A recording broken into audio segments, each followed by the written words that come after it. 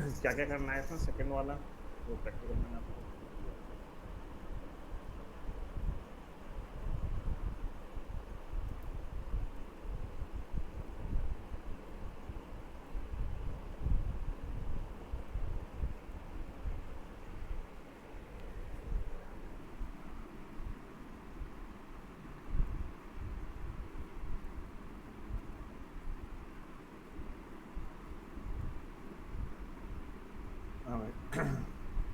The data table given data used by the telephone cable manufacturer to predict sales of a major customer for the period of 2001 to 2016. The variable in the table are given as follows. GNP क्या है? Housing starts, unemployment, customer line gain. Estimate the regression model are the estimated partial regression coefficient individual statistically significant the hypothesis. Suppose you first regress y on x only and then decide to add the variable x3, x3, x4. How sir would you sir find ji out that? GNP का sir मतलब होता है gross national production या process, मतलब कुछ ऐसा। हाँ हाँ, let the join. चलिए, हाँ बेटा, हम कह रहे हैं uh, GNP is we are taking as dependent variable on housing start, unemployment, and customer line gains and total plastic purchase. ठीक है, तो हमने यहाँ पर इसे GNP को Y मान रहे हैं, हाउसिंग स्टार्ट्स को X1 मान रहे हैं, अनएम्प्लॉयमेंट को X2 मान रहे हैं, कस्टमर लाइन गेन्स को X3 मान रहे हैं और टोटल प्लास्टिक परचेज को X4 मान रहे हैं। ठीक है, सर ये वाई सर कैसे माना सर, ज़रा बता दीजिए। why we are saying we are assuming that this is depending on all these four. The table gives the data telephone cable manufacturer. ये table telephone cable manufacturer है to predict the sale to a major customer.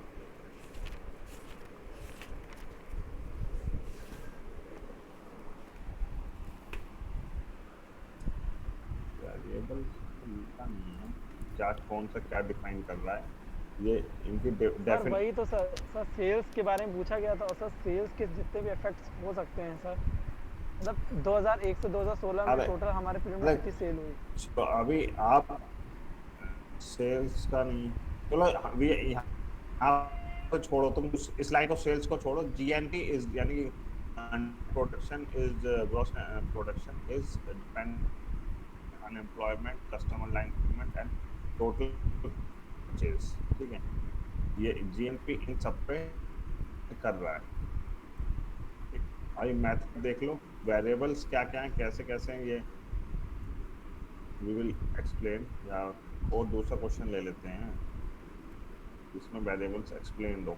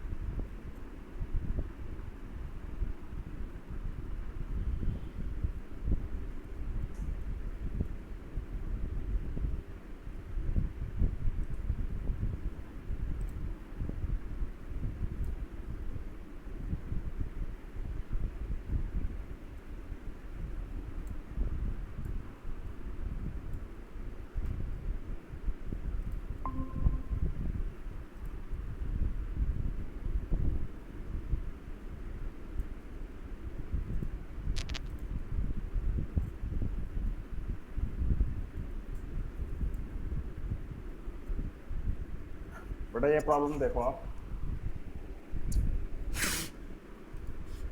the following data provide information about the performance of the public sector in India, fit a proper multiplication model for the data and report and interpret the result.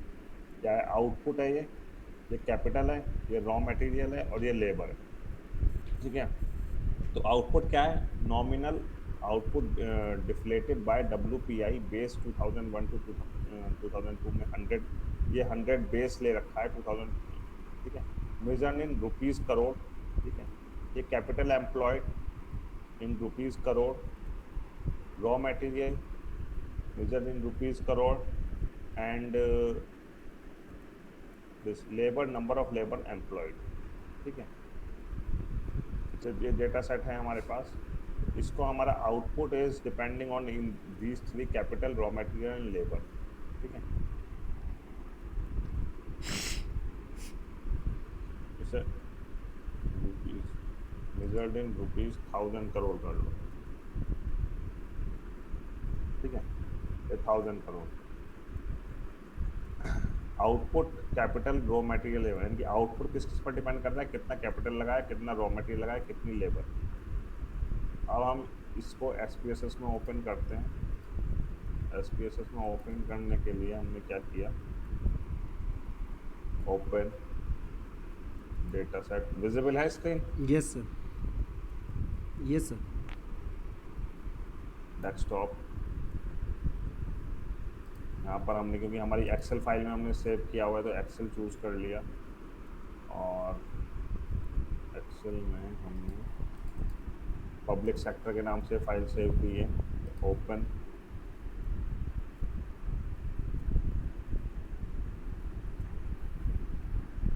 सो ये sheet 1 में है data, ठीक है, हमें data दिख रहा है। तो अगर डिफरेंट शीट में तो यहाँ से शीट चेंज कर लेंगे। ओके, तो ये हमारा डेटा सेट हो गया, year, output, capital, raw material, labour. तो यहाँ पर 16 ऑब्जर्वेशन हैं, कितने भी 1000 भी हो सकते हैं, ठीक है, कितने भी हो सकते हैं। सो अब हमें क्या करना है? रिग्रेशन एनालिसिस फिट करना है, जिसमें डिपेंडेंट वेरिएबल है आउटपुट और इंडिपेंडेंट वेरिएबल है capital, raw material and labour. So analyse regression पर जाएंगे। रिग्रेशन में अभी हम लीनियर रिग्रेशन की बात कर रहे हैं, तो लीनियर रिग्रेशन पर जाएंगे। लीनियर रिग्रेशन में डिपेंडेंट वेरिएबल में आउटपुट शिफ्ट कर देंगे, इंडिपेंडेंट वेरिएबल में कैपिटल से लेकर और लेबर तक शिफ्ट कर देंगे, ठीक है। These are the independent variable, these are the output variable, ठीक है। एंटर मेथड रखेंगे। स्टैटिस्टिक्स, आपको एस्टिमेट चाहिए, मॉडल फिट चाहिए, आर स्क्वायर भी चाहिए, R square change, R square चाहिए केवल। डॉर्विन वॉटसन भी अगर आप निकालना चाहते हैं, डॉर्विन वॉटसन निकाल लीजिए।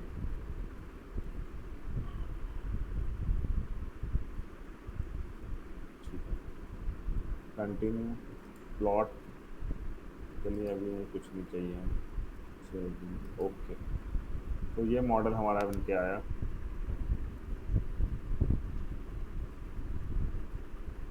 समरी, मॉडल समरी क्या है? आर कितना है आपका? 0.971, आर स्क्वायर कितना? 0.943, एडजस्टेड आर स्क्वायर कितना? 0.929, ठीक है। तो एडजस्टेड आर स्क्वायर क्या होता है? Coefficient of determination. इसका मीनिंग क्या होता है? इसको कैसे इंटरप्रेट करेंगे बेटा? इसका इंटरप्रिटेशन कैसे करेंगे बताओ?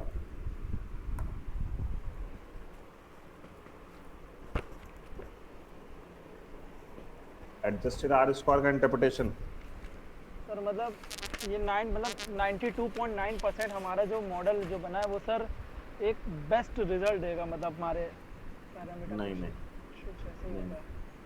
कुछ नहीं, मैं बताता हूँ।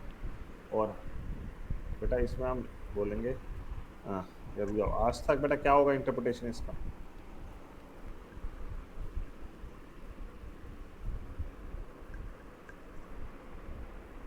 बोलो बेटा।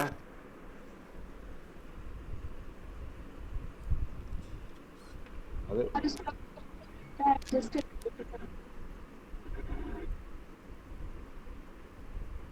हेलो,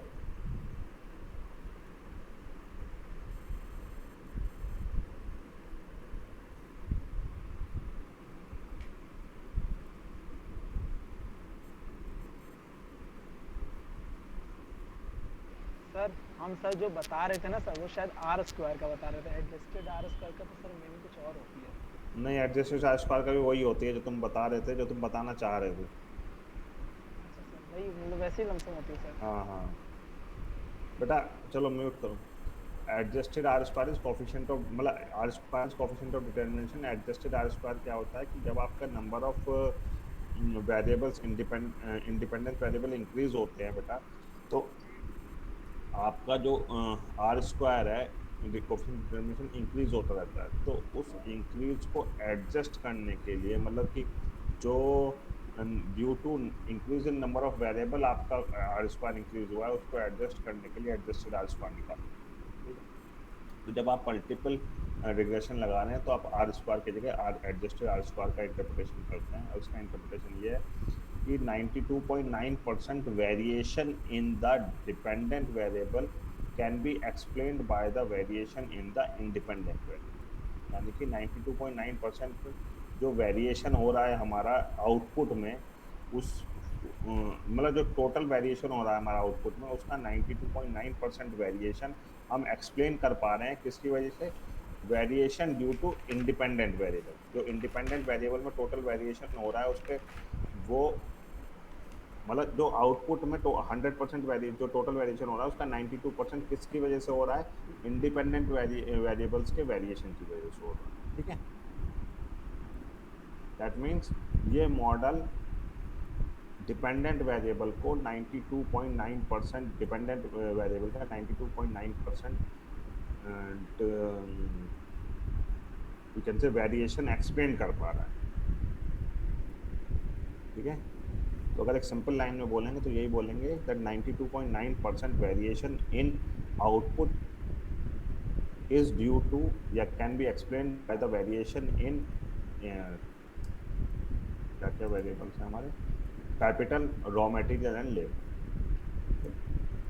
फिर उसके बाद डॉर्विन वाटसन की जो वैल्यू आई है, ये डॉर्विन वाटसन की वैल्यू बेटा 0 से 4 तक रेंज करती है, और अगर 2 के आसपास है तो हम कहते हैं कि जो आपका इस मॉडल से जो रेजिडुअल आएंगे उनमें ऑटो कोरिलेशन नहीं होगा। ठीक है, यानी कि रेजिडुअल आप आपस में इंडिपेंडेंट होंगे। अगर वैल्यू 2 से बहुत ज़्यादा डेविएटिव होती है, जैसे 1 मतलब 0 के आसपास होती है, 4 के आसपास होती है, देन वी से दैट